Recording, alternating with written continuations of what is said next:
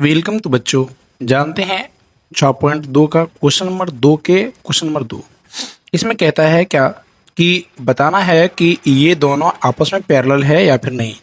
यदि हम एक ट्रायंगल को कंस्ट्रक्ट करें तो यहाँ पे हमें मिलेगा पी क्यू आर और एक लाइन हम खींचेंगे यहाँ पे ई एंड एफ।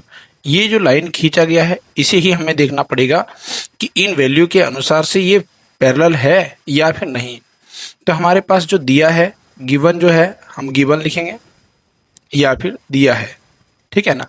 गिवन या फिर दिया है तो क्या दिया है हम लिखेंगे पी ई इक्वल टू जो दिया है 4 centimetre, Q E equal to जो दिया है यहाँ पे देखेंगे 4.5 सेंटीमीटर।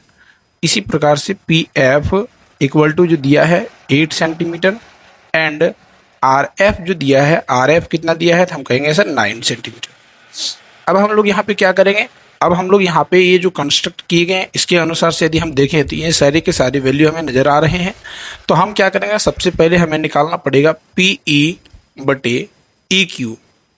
तो पी ई बटे ई क्यू यदि निकालने जाएंगे तो पी ई कितना है 4 सेंटीमीटर एंड ई क्यू कितना है तो हम कहेंगे 4.5।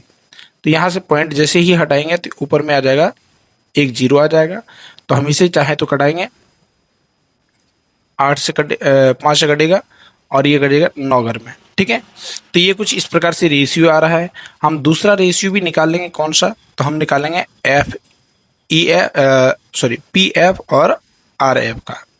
तो पी एफ यहाँ पे क्या है, पी एफ बटे लिखेंगे हम लोग आर एफ। पी एफ का वैल्यू जो है हमारा कितना है 8 है एंड आर एफ का वैल्यू जो है 9 है। तो हम इस अनुसार से यदि हम देखेंगे तो यहाँ पे हमारे दोनों के दोनों जो वैल्यू है ये दोनों के दोनों वैल्यू कैसा नज़र आ रहा है, इक्वल आ रहा है। तो इक्वल यदि वैल्यू नज़र आए तो हम इसे क्या कह सकते हैं, तो हम इसे कह सकते हैं कि पी ई बटे ई क्यू इक्वल टू है पी एफ बटे आर एफ।